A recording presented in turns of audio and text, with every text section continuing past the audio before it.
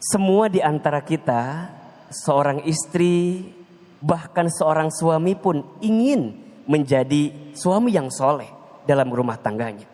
Menjadi suami yang baik dalam rumah tangganya, dalam keluarganya. Seorang suami itu memiliki kedudukan yang begitu luar biasa di dalam rumah tangga. Allah Subhanahu wa taala menyebutkan di dalam Al-Qur'an, A'udzubillahi minasyaitonirrajim, bismillahirrahmanirrahim. Ar-rijalu qawwamuna 'alan nisa. Laki-laki itu atau suami itu qawwamuna, pemimpin. Bagi siapa? Bagi perempuan, bagi istrinya. Yang namanya pemimpin berarti ucapannya didengar. Yang namanya pemimpin perintahnya diikuti. Yang namanya pemimpin arahannya diambil. Ya, betul apa enggak? Karena pemimpin. Maka yang namanya suami, seorang laki-laki ketika dia menikah, mengucapkan kalimat saya terima nikahnya Fulana binti Fulan dengan mas kawin sekian dibayar tunai, apa maknanya? Saya terima semua kebaikan yang ada di istri saya, dan saya pun menerima segala sesuatu yang mungkin kurang di istri saya.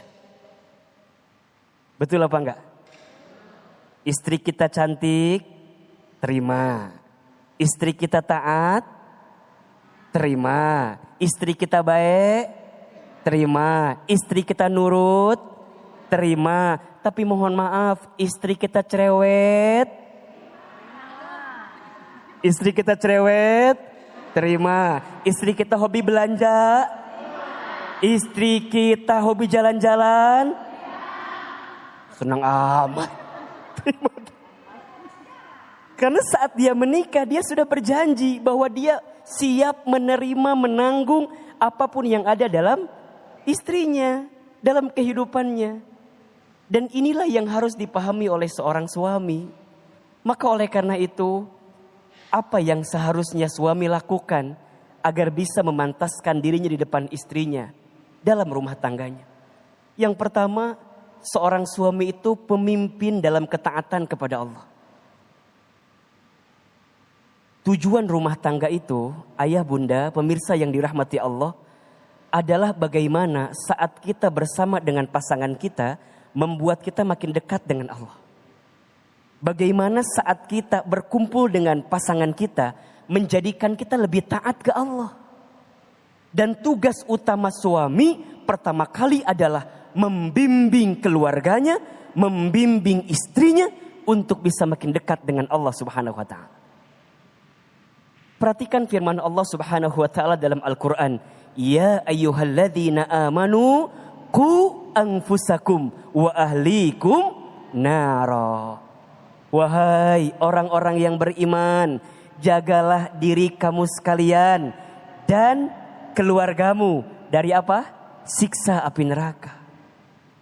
Maka Masya Allah, jadi seorang suami, dia harus bisa membimbing istrinya, membimbing anaknya, membimbing keluarganya untuk bisa makin taat ke Allah. Dia jadi pembimbing istrinya dalam segala bentuk kegiatan aktivitas yang di dalamnya menghadirkan ketakwaan kepada Allah. Dia menjalankan semua perintah Allah dan dia tinggalkan larangan Allah. Maka seorang suami jangan canggung, jangan tanggung, jangan malu kalau harus ngingetin siapa? Istrinya. Karena itu tugas bagi seorang suami. Kelak dia akan diminta pertanggungjawaban di hadapan Allah jika seorang suami tidak mampu membimbing istrinya untuk semakin dekat dengan Allah Subhanahu wa taala. Salatnya dibimbing sama suaminya.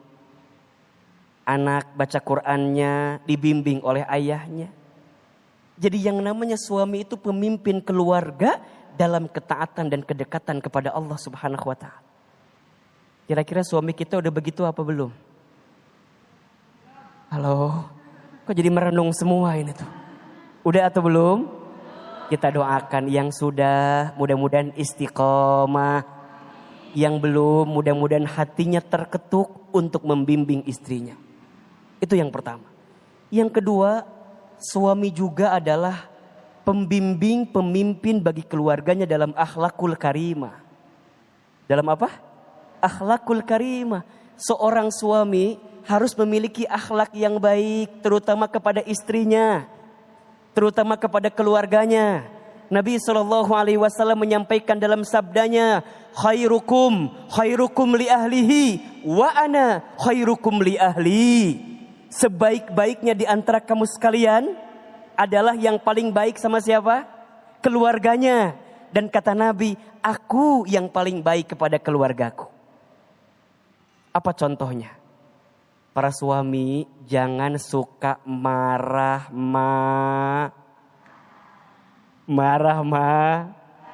Ibu kalau dimarahi sama suami mau apa enggak? Punya suami marah-marah suka apa enggak? Maka wahai para suami, belajarlah menahan marah. Kalau istri kita salah, jangan dimarah. Harusnya diarah. Agar dapat berkah. Ujungnya masuk jannah. Amin apa enggak? Amin apa amin? Amin. Jangan mudah marah. Belajar memaafkan. Belajar mengarahkan.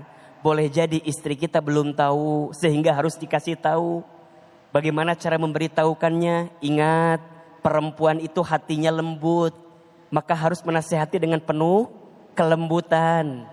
Ya, perempuan itu tidak diciptakan dari tulang kepala bagian atas. Karena posisinya bukan hanya disanjung dan dipuja. Perempuan itu tak diciptakan dari tulang kaki bagian bawah. Karena posisinya bukan untuk dicaci dan dihina. Tapi perempuan diciptakan dari tulang rusuk sebelah kiri dekat ke hati. Karena posisinya untuk dicintai dan dihormati.